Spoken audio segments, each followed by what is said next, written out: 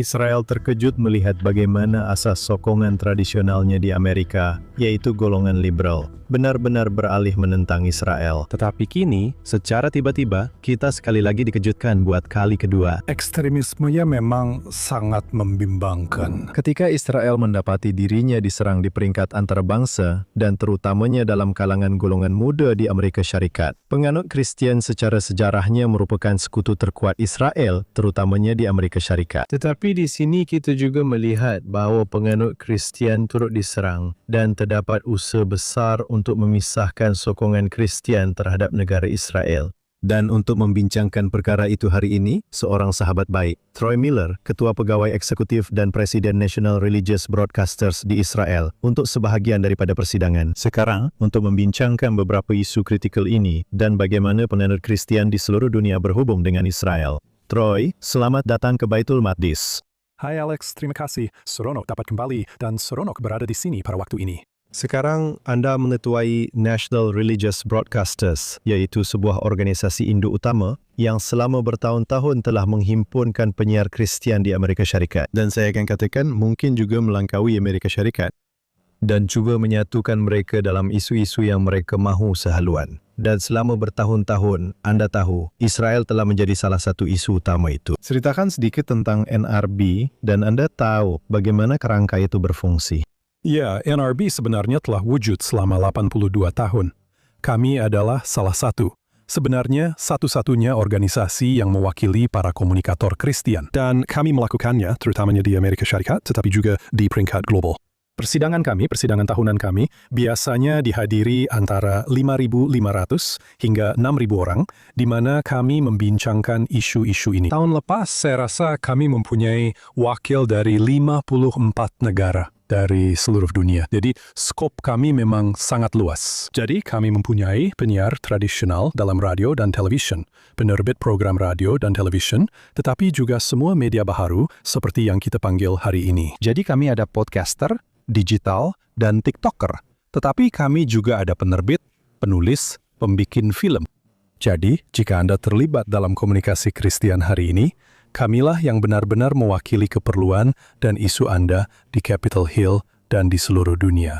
Dan pada persidangan, dalam beberapa tahun kebelakangan ini, Israel memang memainkan peranan yang sangat menonjol. Terdapat sarapan doa besar untuk Israel yang saya sertai, dan saya juga terlibat dalam beberapa sesi mengenai Israel. Anda tahu, beritahu saya bagaimana Anda fikir Israel memainkan peranan dalam agenda penyiar Kristen, dan mungkin bagaimana Anda melihat perubahan sepanjang tahun. Baiklah, lihat, masih ada sokongan yang kuat untuk Israel dalam komuniti Kristen. Dan kita akan bercakap sedikit tentang hakisan yang sedang berlaku di sana. Tetapi secara keseluruhannya, komuniti Kristen masih merupakan penyokong yang sangat kuat. Mungkin demografi terbesar di Amerika yang menyokong Israel dan orang Yahudi adalah orang Kristen, dan terutamanya Kristen evangelikal. Jadi Israel sentiasa memainkan peranan saya rasa sejak saya terlibat dengan NRB lebih 25 tahun yang lalu. Tetapi kebanyakannya adalah pelancongan. Jadi, ia kebanyakannya tentang datang melihat tanah suci, datang melihat tempat di mana Yesus berjalan, di mana para rasul berkumpul, di mana kerja Injil berlaku. Jadi banyak daripadanya berpusat pada perkara itu. Tetapi kita tahu kita berada dalam budaya yang sedang berubah hari ini, dalam lanskap politik dan geopolitik yang juga berubah. Jadi kita telah melihat perubahan itu, terutamanya sejak saya mula memimpin NRB yang menangani perkara itu secara khusus. Dan saya rasa itulah perubahannya. Jadi jika Anda datang ke NRB 15 tahun yang lalu, Anda akan melihat sebuah gerai besar. Anda akan melihat sekumpulan syarikat pelancongan di sana, agensi-agensi untuk membantu Anda dengan lawatan Anda. Hari ini, Anda akan melihat kumpulan yang sangat pelbagai dari Israel dan komuniti Yahudi. Anda akan melihat rabai Yahudi Ortodoks dan guru-guru. Anda masih akan melihat sebahagian pelancong, tetapi Anda juga akan melihat wartawan seperti Anda. Anda akan melihat influencer lain, dan Anda akan melihat orang-orang yang mungkin bekerja dalam sektor dasar awam dan politik. Karena hari ini terdapat banyak kaitan antara apa yang sedang berlaku dengan Israel dan antisemitisme orang Yahudi di Amerika dan di seluruh dunia. dunia, serta penindasan dan kebencian terhadap Kristian yang juga berlaku di seluruh dunia. Jadi kami menggabungkan semua elemen tersebut bersama-sama. Saya ingin bercakap tentang Israel dan isu antisemitisme, serta peranan media baharu dan bagaimana semuanya saling berkait. Tetapi sebelum kita lakukan itu, maksud saya, Anda telah mengikuti banyak tren dalam komuniti Kristen, dan terutamanya dalam kalangan Kristen muda. Apa yang Anda perhatikan, Anda tahu, selain daripada isu Israel itu? Apakah tren-tren yang mungkin penonton kita patut ambil tahu yang sedang berlaku dalam komuniti Kristen? Ya, jadi jika kita lihat pada komuniti Kristen dan secara keseluruhannya, kita akan bercakap tentang NRB sebagai sebuah kumpulan dwi-partisan. Tetapi komuniti Kristen mempunyai satu set nilai dan isu-isu yang telah menjadi kunci kepada mereka sepanjang beberapa dekad yang lalu. Isu pro kehidupan, isu pro keluarga, cara kita sebagai Kristen melihat ekonomi dan perkara-perkara tersebut. Jadi, itu telah menyatukan golongan Kristen dengan gerakan politik konservatif di Amerika. Tetapi apa yang kita mula lihat, terutamanya dalam 8 tahun kebelakangan ini, ialah perubahan yang lebih mendalam ke arah apa yang kita boleh anggap atau panggil sebagai sayap kanan ekstrim dan beberapa isu di situ. Jadi, komuniti Kristen, terutamanya golongan evangelis muda kulit putih, telah melihat keseluruhan gerakan DEI, yaitu kepelbagaian, kesaksamaan, dan inklusi. Budaya woke yang berlaku, Black Lives Matter, teori perlumbaan kritikal, perkara-perkara yang berlaku dalam separuh pertama, 15 tahun pertama abad ke-21 itu, jadi dari tahun 2000 hingga 2015, dan benar-benar merasakan peminggiran itu. Sekarang apa yang kita lihat, Alex, saya rasa, ialah ayunan pendulum yang menentang perkara itu. Jadi kita sedang melihat pergerakan dalam komuniti Kristen, dan saya akan bercakap tentang kumpulan itu, komuniti sayap kanan yang ekstrim. Jadi kita sedang melihat pergerakan America First ini. Kita sedang melihat pergerakan mengutamakan agama Kristen ini. Kita sedang melihat pergerakan yang mengambil semua isu yang berlaku dalam 15 tahun pertama itu, di mana mereka rasa keadaan benar-benar tidak memihak kepada mereka. Mereka jelas sekali menjadi sasaran.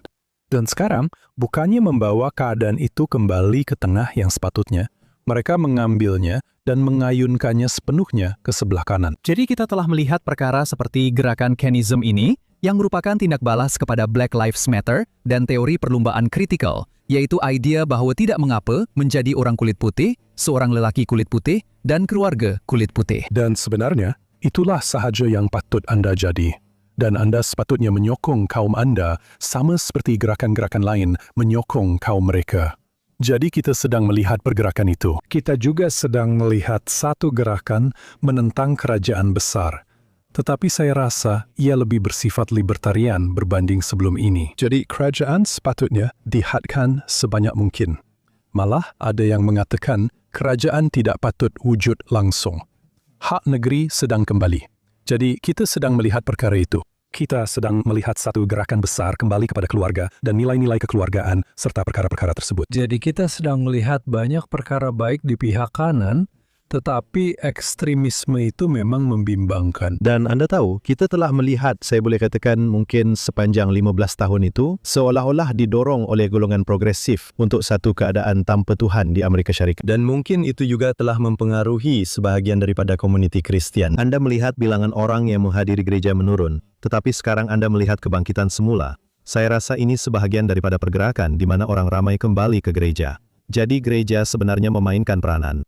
Dan beberapa denominasi kini semakin meningkat hasil daripada perubahan kembali ke arah pandangan konservatif dan mungkin juga konservatif sayap kanan yang ekstrim ini. Ya, betul.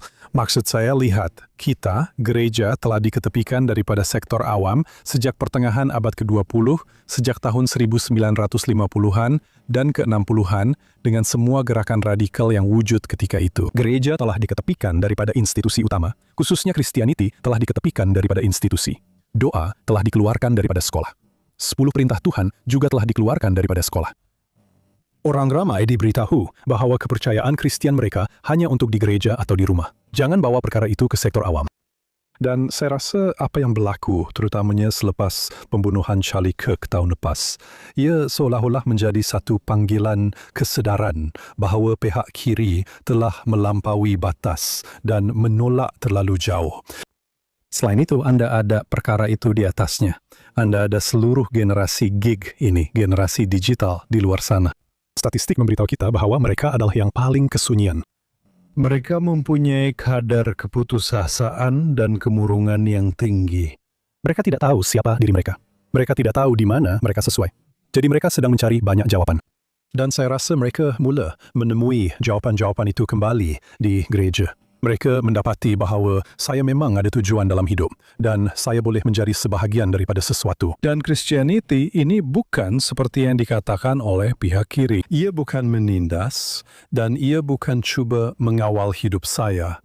Sebaliknya, ia cuba membimbing hidup saya. Jadi kita telah melihat perubahan besar dan sebenarnya sepanjang tahun lepas. Ia benar-benar bermula pada awal tahun 2025 Dan kemudian saya rasa percepatan itu benar-benar berlaku apabila kematian Charlie Kirk kerana Charlie menjangkau ramai golongan dewasa muda dengan mesej ini dan benar-benar memberi pandangan tentang Kristianiti yang berbeza daripada apa yang mereka dengar dari pihak kiri. Jadi itu adalah satu pergerakan yang baik.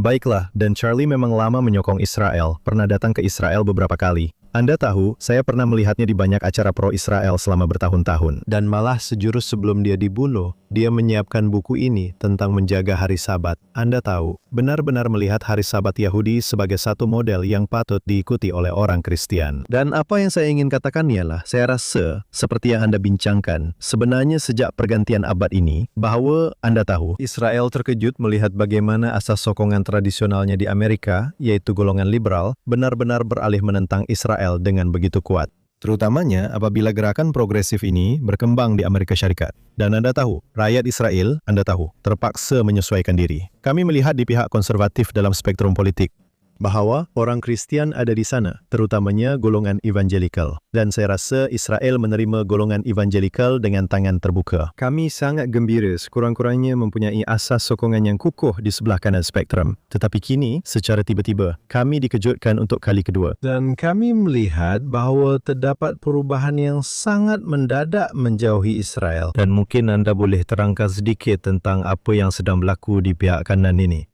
Kerana jika golongan progresif membenci Israel, anda akan fikir bahawa golongan konservatif dan reaksi balas terhadap gerakan progresif itu sebenarnya akan menyokong Israel.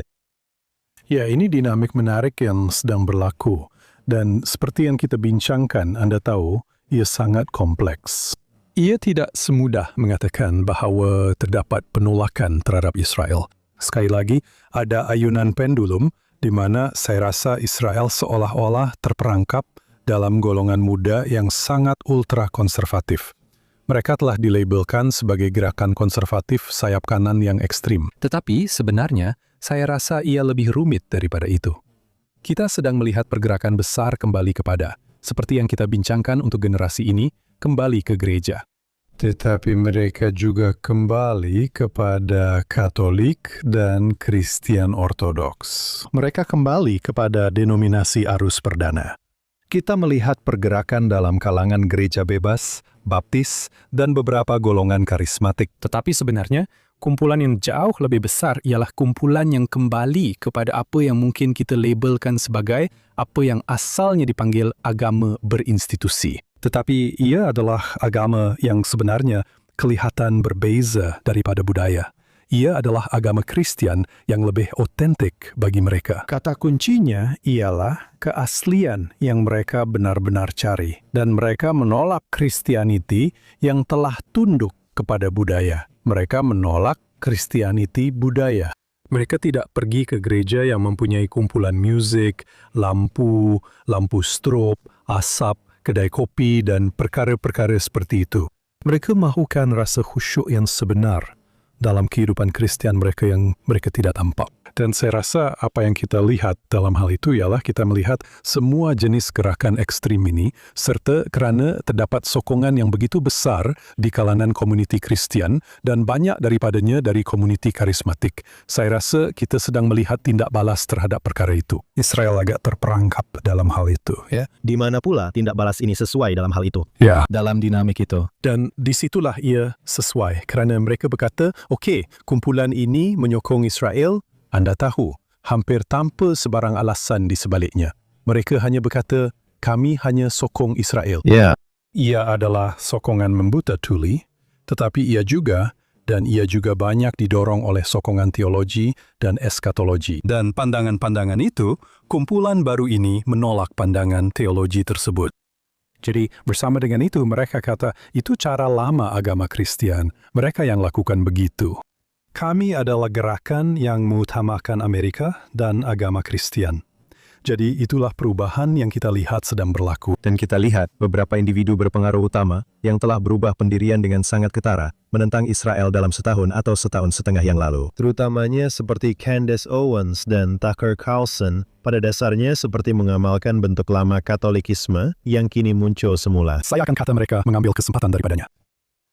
Saya rasa kita telah melihat beberapa pempengaruh seperti yang Anda katakan, Tucker dan Nick Fuentes, serta Candace dan yang lain yang telah mengambil peluang ini dan nampak perkara ini lebih awal daripada ramai orang lain.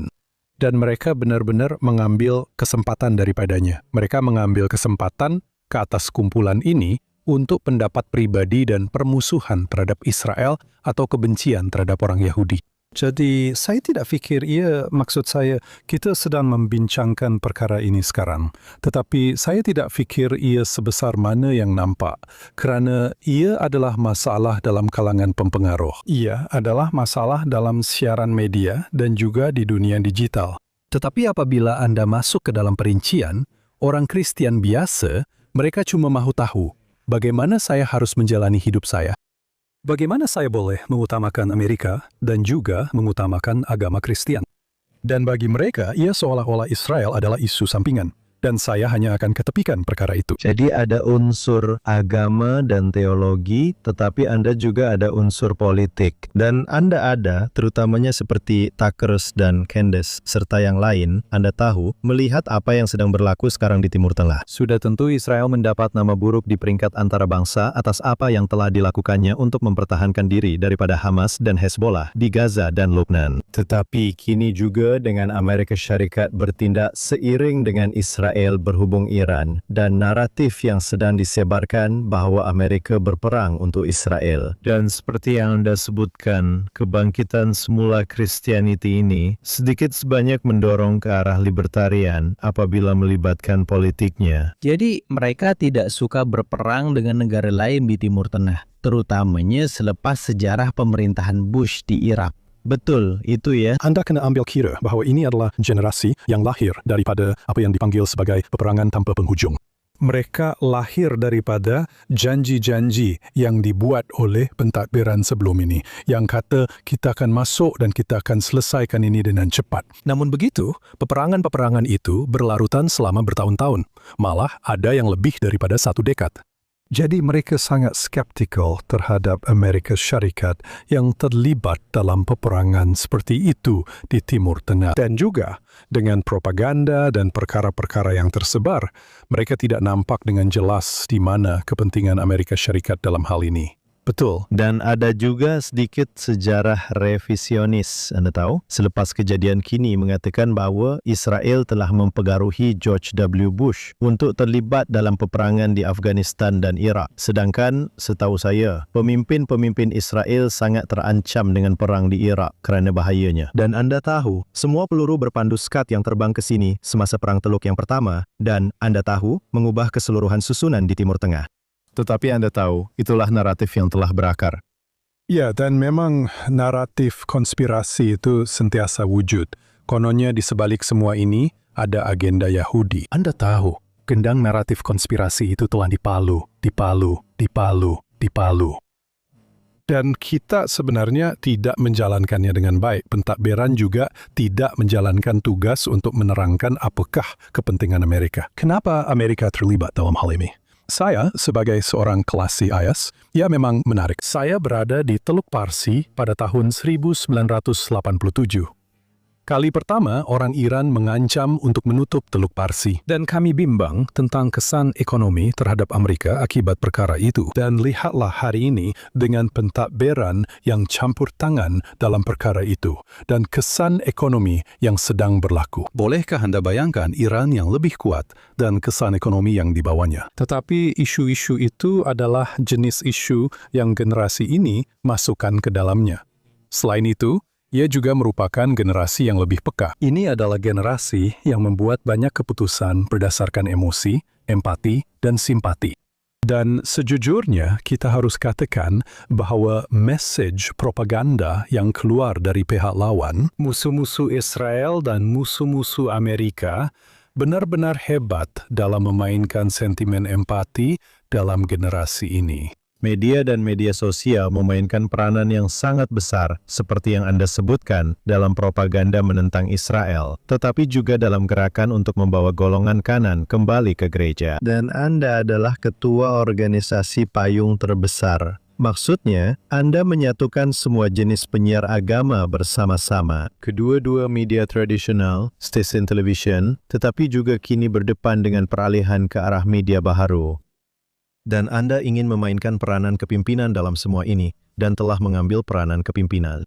Anda tahu bagaimana Anda berusaha untuk mengimbangi kebangkitan semula ini. Di satu pihak yang sangat baik untuk agama Kristen, Anda tahu, tumpuan baru sekali lagi, penumpuan semula, katakanlah, kepada Tuhan dan gereja, yang mana Anda tahu sangat sihat untuk agama itu. Tetapi di pihak lain, kampanye seperti ini untuk memisahkan sokongan daripada Israel, yang telah menjadi semacam tonggak pendirian media Kristen sejak beberapa tahun kebelakangan ini.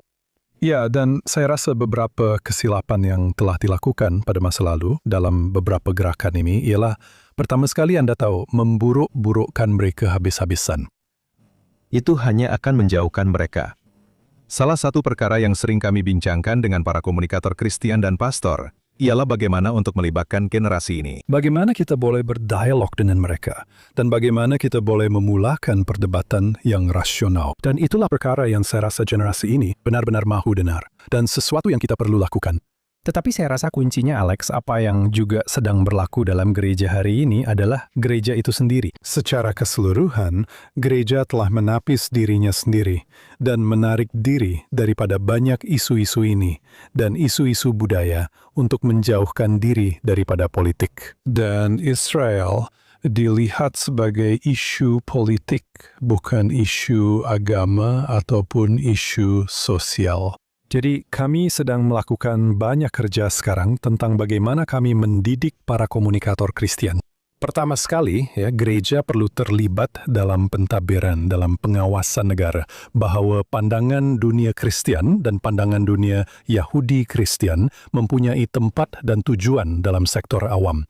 Sebaik sahaja Anda masuk ke bahagian itu, kemudian mula berdialog dengan kumpulan ini tentang bagaimana sebenarnya kita mempunyai lebih banyak persamaan daripada perbezaan. Dan bagaimana kita membina atas persamaan itu, termasuklah bagaimana kita menyelamatkan budaya Barat, di mana Israel memainkan peranan penting di dalamnya. Bagaimana kita menyelamatkan budaya itu? Jika semua budaya kita di Barat dibina atas nilai Judeo-Kristian itu, atas pandangan dunia Judeo-Kristian itu, kita perlu sadar bahawa musuh sedang melawan perkara itu dan tinggalkan naratif bahawa ini semua tentang tanah atau bahkan tentang kuasa. Ia sebenarnya tentang pandangan dunia, siapa yang akan menang. Adakah pandangan dunia Judeo-Kristian Barat itu yang akan menang? Atau adakah pandangan sosialisme liberal timur yang baru ini dan sejujurnya pandangan Islam? Adakah pandangan-pandangan itu yang akan menang? Tepat sekali. Anda tahu, apabila Anda bercakap tentang perubahan progresif di Amerika, Anda dapat lihat bahawa golongan Islamis telah bergabung dan ia sebenarnya tidak masuk akal. Anda mungkin akan fikir begitu. Tetapi jika golongan konservatif memberontak terhadap perubahan progresif ini, dan jika golongan Islamis adalah rakan semula jadi kepada golongan progresif, Dan Anda lihat apa yang berlaku di Eropah dan bagaimana Anda tahu budaya tradisional benar-benar sedang runtuh. Israel sedang berjuang menentang perkara itu dengan setiap nafasnya untuk menolaknya. Dan di pihak lain, Anda mempunyai nilai-nilai yang dikongsi bersama. Anda ada apabila Anda bercakap tentang golongan muda di Amerika yang mahukan peluang untuk pekerjaan yang hebat dan kemajuan ekonomi. Di sini Anda ada sebuah negara startup di mana Anda mempunyai orang yang sama yang suatu hari berjual menentang musuh. Musuh-musuh itu keluar dari tentara. Dan kemudian mereka menyertai syarikat permulaan Israel yang Anda tahu dijual kepada syarikat-syarikat besar dan membuat exit. Dan Anda tahu di sini terdapat banyak peluang untuk meningkat maju. Jadi Israel adalah contoh untuk semua itu.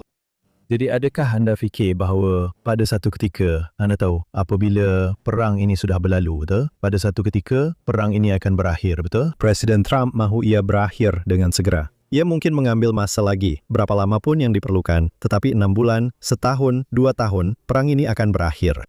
Adakah Anda fikir pada satu ketika apabila politik berubah, mungkin akan ada pandangan yang berbeza terhadap Israel? Di mana orang Kristian kini sekali lagi mula menyedari bahawa mereka mungkin lebih rapat dengan Israel berbanding mana-mana negara lain di dunia. Ya, saya memang fikir akan ada satu detik kesedaran yang mengubah segalanya. Saya rasa perang sekarang ini mengalihkan perhatian daripada perkara itu.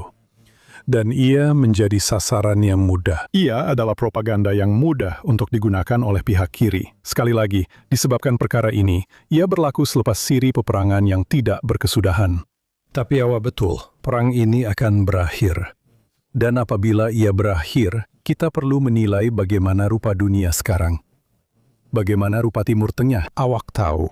Dan bagaimana naratif itu berubah jika bukan sahaja dia berjaya dalam peperangan, tetapi bagaimana ia berubah jika dia juga berjaya dengan perjanjian Abraham.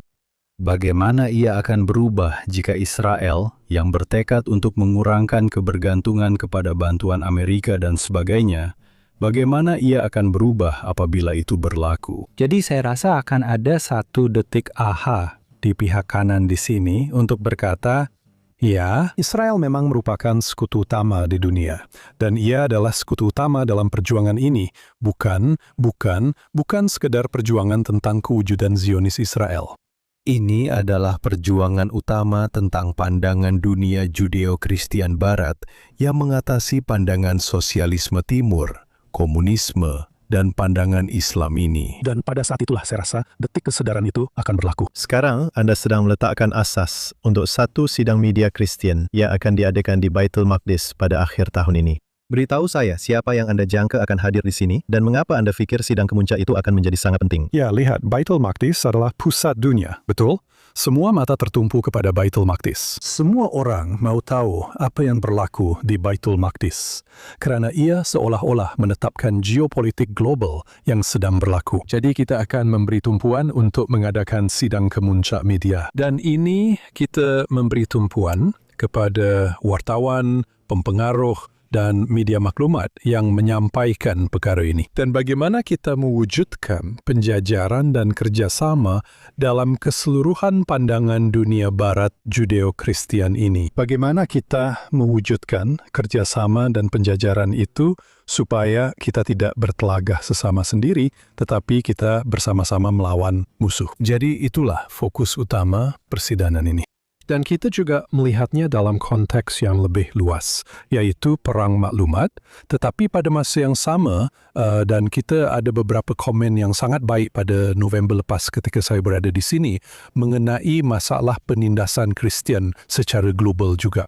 Kristian itu sendiri lebih berbahaya untuk menjadi seorang Kristian di dunia ini berbanding menganut mana-mana agama lain di luar sana.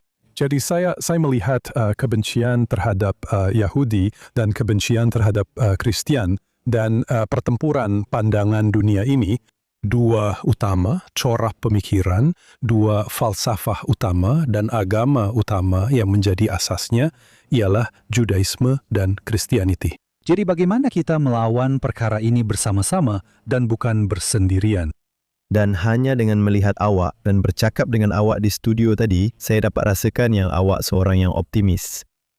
Ya, saya seorang yang optimis dan saya optimis atas beberapa sebab. Sekarang, pertama sekali, karena saya seorang yang realis, saya sadar bahawa memang ada musuh sebenar di luar sana dan memang ada pertempuran sebenar yang sedang berlaku.